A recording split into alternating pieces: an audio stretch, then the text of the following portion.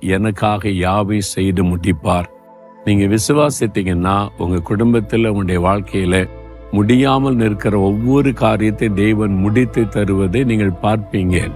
அவர் காரியங்களை முடித்து கொடுக்கிற தேவன். மனிதனால் முடியாதவைகளையும் முடித்து கொடுக்கிற வல்லமையுள்ள தேவன். மனிதனால் இது கூடாததுதான் தேவனால் எல்லாம் கூடும். உங்க வாழ்க்கையில கூட மனிதர்கள் எடுத்த முயற்சி, மனிதர்கள் மூலமா எடுத்த முயற்சி எல்லாம் தோல்வி. அதனால என்ன பண்றதுன்னு கலங்குறீங்களா? கர்த்தர் உங்களுக்காக செய்து முடிப்பார். விசுவாசிக்கிறீங்களா?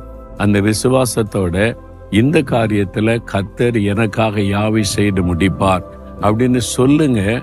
உடனே அற்புதம் நடப்பதை காண்பீங்க.